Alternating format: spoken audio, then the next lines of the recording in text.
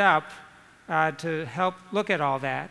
After having done a lot of this, we decided that we had to set up an animal study, and that's usually the first thing you want to do, is we showed that fatty acids are mobilized, and we theorized that those fats should mean that when you exercise, whether you're an animal or a human, that the fats would be used sparing the carbohydrate in the muscle, allowing exercise to continue at the same pace for a longer time.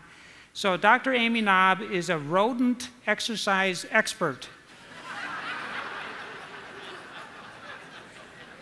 And she really is. I didn't think that was funny, but that is what she is. And I hired her as an assistant professor in my group. She has a PhD from UNC Charlotte. She's done a lot of work on brain dopamine receptor density and physical activity relationships in rodents and has run many, many rodents along the way. So that's what Amy does. And Amy, why don't you come on out here? So like Dr. Neiman said, when we saw the metabolomics data with the humans and we're seeing the fatty acid shifts, we started to hypothesize that maybe this would affect performance from an exercise standpoint. So we decided to first test it in animals.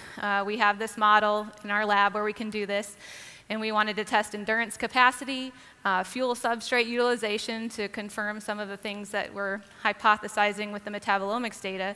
We looked at inflammation. We also looked at oxidative stress, actually in the muscles. And again, you know, all of this was kind of leading us to these hypotheses that ASEA, if indeed is causing a mobilization of free fatty acids, then endurance capacity would actually be increased or improved in mice taking ASEA when compared to placebo. So what we did was we took 4 groups of mice, and two of the groups got ASEA treatment, and 2 of the groups got placebo. And within the ASEA group, 15 of the mice were exercise endurance tested, and then we also had a group that was sedentary. And that's important for comparison purposes, just to see what ASEA is doing regardless of the exercise. And again, the placebo was treated the same way. They took ASEA or placebo for 7 days, and at the end of those 7 days, we took them through this endurance protocol. So they were working out about 80% of their VO2 max. And then we just let them stay at that speed until they couldn't go any longer, to see how long they could go at that intensity. And here's the data from that. So the red bar is the placebo group. We now know, and again, we were blinded to this when we actually did the study. So we didn't know what group was taking what. The placebo group, they were running just, you know, between 45 minutes and an hour at that speed. And interestingly, the ASEA group that we now know, they actually were able to run about 29% longer than the placebo group. Here's where we get into the kind of mechanism of why they might have run longer. So we did indeed see in the ASEA group that their rate of glycogen usage was about 33% lower than the placebo.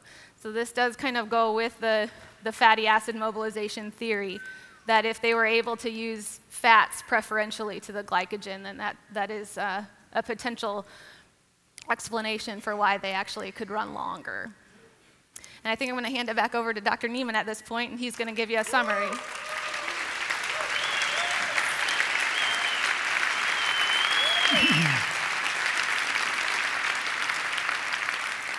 Thank you, Amy. That study is a big deal. It really is. I mean, mice just don't run 29% longer for nothing. So, I mean,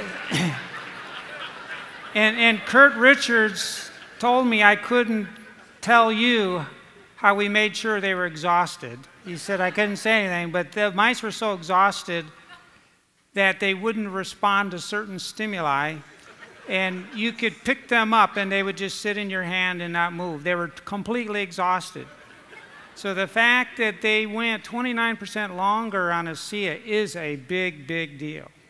We now know, using the most sophisticated scientific equipment available that ASEA does have these signaling molecules, and especially a superoxide complex that is reactive and we feel lies behind the changes that we're talking about here. So that's a big deal to us.